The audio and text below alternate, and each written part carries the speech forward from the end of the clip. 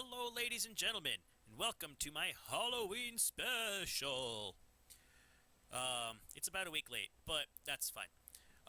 Today I am going to talk about modifying your voice to be more spooky, and I'm going to do it only using effects that come with Sonar X2 Producer, which also comes with Sonar X1 and probably Sonar X3, so it's all the same.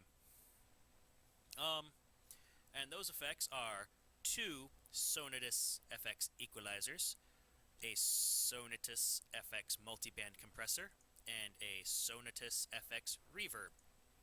Now, why is this important? A handful of things. If you are working on a horror game or a horror movie, then knowing things like this can be very useful. And if you want to add a little bit of a flair to your YouTube videos, that will also be helpful. If you want to scare the children, that's awesome too. Now, I'm obviously not a complete and total professional, but I figure I'm going to give you enough to build off of to kind of open your mind to the possibilities. Sound is mold for you to sculpt from. It is there for you to sculpt into whatever shape you want. So, let's sculpt it into let's sculpt it into something terrifying, shall we? So, to start with, we need to experiment. And even more to start with, we are going to do presets. Why presets? Because presets allow you to kind of figure out you can use somebody else's settings to help you figure out what you want to do. So let's just go ahead and go through this list. +3 decibel octave tilt. -3 decibel octave tilt. Now, you can probably barely hear me right now, but yeah. It's removing most of my voice is in this frequency range right here. 15 kilohertz removal. Bass boost. Bass boost is good for my voice because my voice, again, is all high end, so having a little bit of extra bass makes my voice sound a little bit less like it's coming out of a tin can. Hum removal. Now, this is removing a lot of the bass, but this did give me an idea, which I will show you in a little bit. More hum removal. Telephone. Telephone is another good idea to come of because, wow, I can't talk. Because the sound of removing all of the bass plus all of the highs and leaving just the mids gives you an idea of what the true middle of your voice sounds like. And that, in turn, helps you figure out what it is that you need to get rid of and what it is you need to add more of when it comes to your spooky voice. Treble boost. Self-explanatory. And that's it. Alright. So, what do you take out of this? Well, first, you need to get your spooky voice on. Let's see, spooky voice.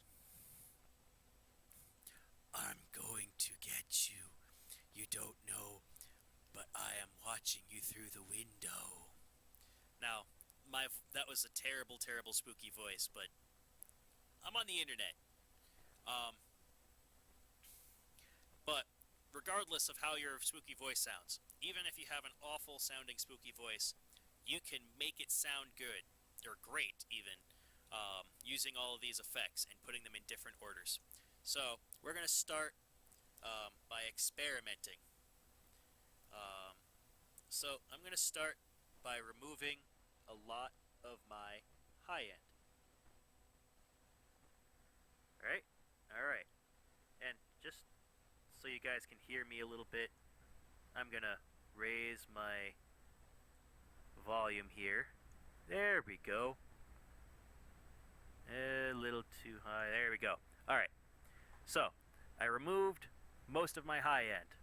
This is a vast majority of where my voice is. Now I'm going to remove a lot of the bass, just like that telephone. And now I've got 4 bands left in this 6-band equalizer.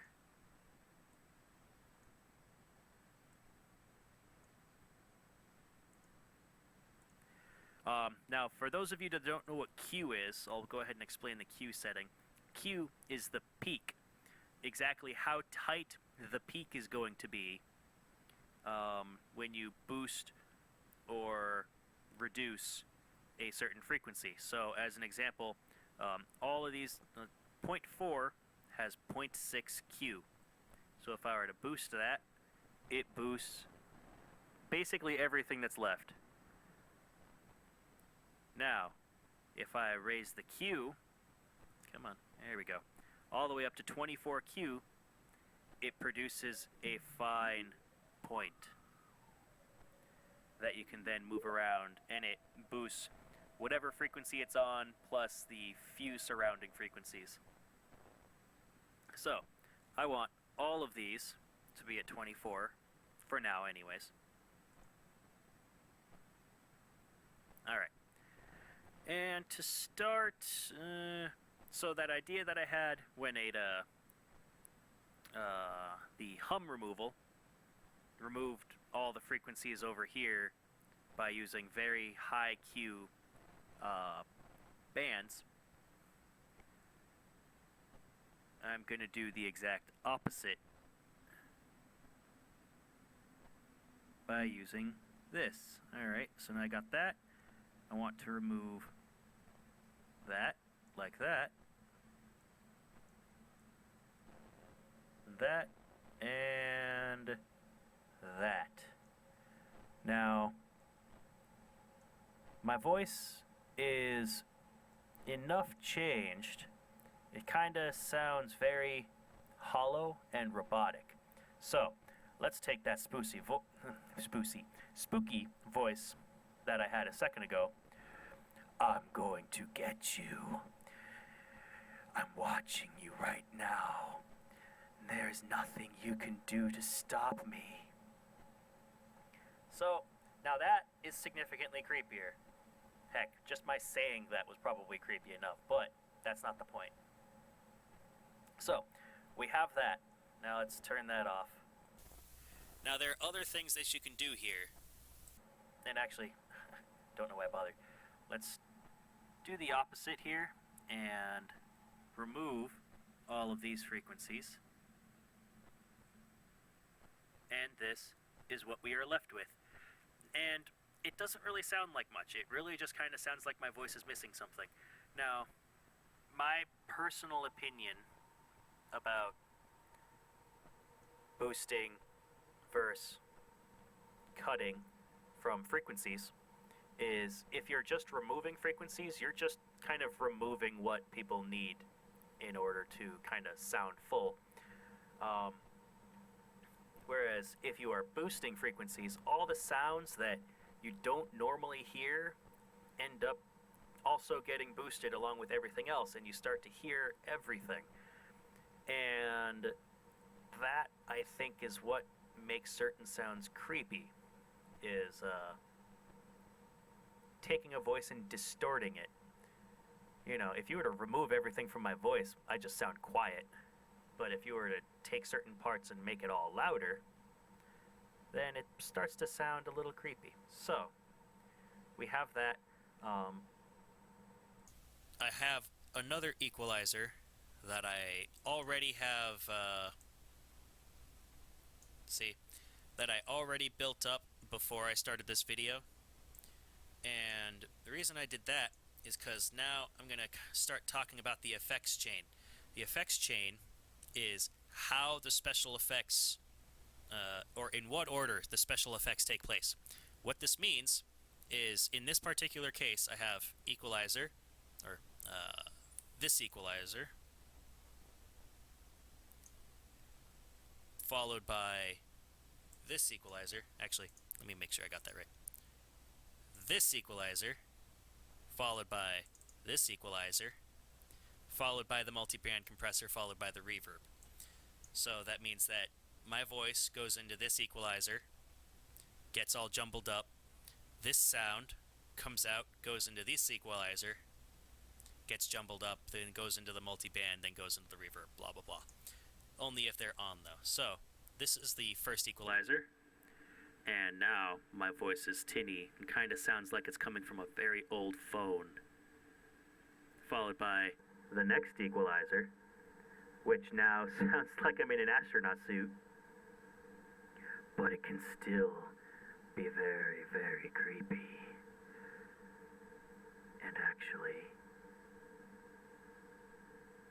let's go ahead and boost up the bass a bit. Because nothing's creepier than a lot of high and a lot of low. Okay, so that's equalizer. Now, multiband compressor. A multiband compressor is exactly what it sounds like. It's a compressor on multiple frequency bands. So in this particular case, it is going on 5 different frequency ranges that you can compress, boost, compress and boost completely separately. And even better is you can solo the specific frequency bands and listen to exactly what that particular frequency band sounds like, which is very useful in other things, especially if you're trying to get an even frequency balance.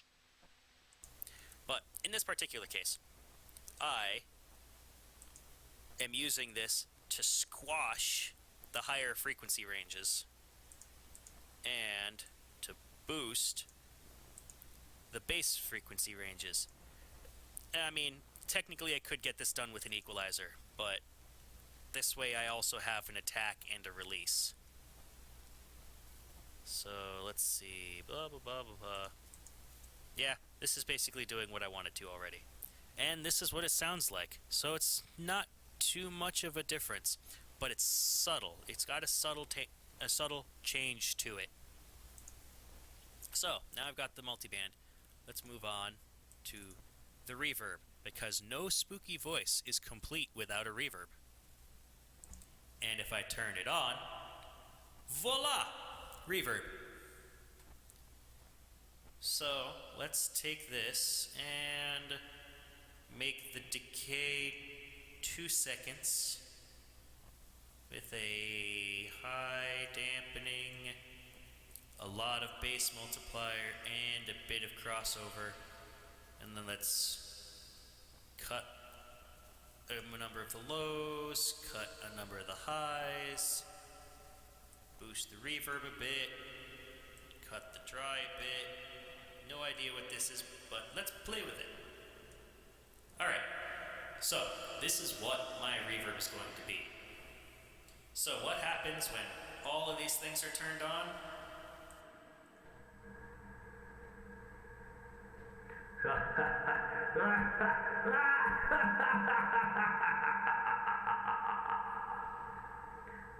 And there you have it. A little bit much though, don't you think? Maybe if I did that? Maybe a little bit less crossover, a little bit less high damping, a little bit less bass multiplier, a little bit less decay time. And now there you have it. Alright, I'm done with that. So, moving on to the next part. So, say you are very happy with how your effects are working, but you still feel as if something needs to change. Well, that is where you start moving things around in the effects chain. Now, in normal music production, you will probably want to keep it like this. You don't want to modify the reverb. You don't want to modify the multiband.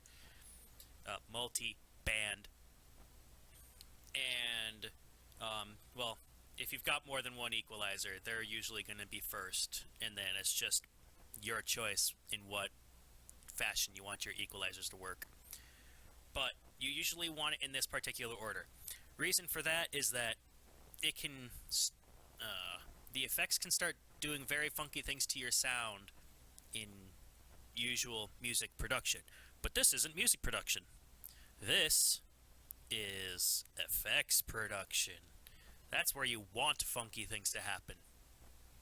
So, most basic thing is move an equalizer, which I already did, and just kind of see how that changes. So before, it was this. Now, it's this, which, yeah, basically no change because the equalizers were almost exactly the same, and I'm fairly certain that the same exact effect is going to happen regardless. But, let's change. Let's add in the multiband. Now, what happens if the multiband is moved to here? Alright, so a subtle change, but the change is enough to make you think, well, what happens if I put the multiband first? Alright, another subtle change. What happens if I put that equalizer there and then the multiband in the middle? Oop. There we go. And again, another subtle change. Not changing anything about each individual effect, but moving the effects around and where the sound travels changes how everything sounds when it comes out. Now, even better is adding in the reverb. What happens if we take this reverb and put it here? Now, the reverb is different. Reverb is taking your sound and it is echoing it, or rather, it's essentially a super delay. It is repeating your sound over and over again, but changing it so that it gives you the illusion of space. So when you take that space and you equalize it, it means the sound of the echo is also being changed by the equalizer, which, again, in general music production, is not usually what you want to happen. When you put the illusion of space there, you usually want to hear what space sounds like without change. But in this particular case, it is awesome. So, let's move the reverb some more. Alright, now this is before the multiband and the equalizer. What happens if the reverb is first? Now, the reverb sound itself is being completely squashed by everything that's here, thus changing the sound even more. And then again, move things around, move more things around, move more things around, move more things around. This gives you an infinite number of possibilities that you can use to your advantage to sculpt the sound however you want. And there are more than just these effects too. I mean, if you look, there's more reverb. I mean, think about adding reverb on top of reverb with an equalizer that squashes everything, and then more reverb after that. I mean, the things you can do are practically limitless. I mean, and one of the effects I really wish I had on here, but I apparently forgot to install it, is a record emulator. You know, an old school vinyl record with the pops and the scratches and and the sound of an old phonograph. You know, those kind of things. If I had that effect, I could then throw that into the mix and then play with that. I mean, the amount of things that you can do to sound is fantastic, and that's why we have as much music as we do, as well as as much bad music, but that's another day. So you got those, and then something that I don't have that I kind of wish that I did, but it's usually pretty expensive, are pitch shifters or pitch correction software. I have vVocal, which is a pitch correction software, but it's not live, meaning that you can't do it on the fly. You can only do it on pre-recorded clips. So if I were to record a clip right here, and you can use vVocal to shift the pitch of what was recorded. You can also use it to shift the formant, basically the wow, wow, yow of the sound. And that in and of itself can then do more to affect the sound. You can also do time shifting, which, you know, is kind of another way to correct imperfections in a recording, but if you were to correct it too much, as it were, then the sound would change and it would sound awful, and then you're just going to have to re-record. But that is another effect that you can use to create funky sounds and to create more horrifying sounds, being the theme of this episode. So, again, the possibilities are limitless, the amount of scary things that you can do are limitless, and overall, go scare some children. I hope I opened your mind to the possibilities, and I hope that a lot more of you that watch this will go out and do some very crazy things for the sake of hilarity. And yeah, that is it. I hope you enjoyed this video. I hope you have yourself a fantastic day, and I will talk to you later. Bye-bye.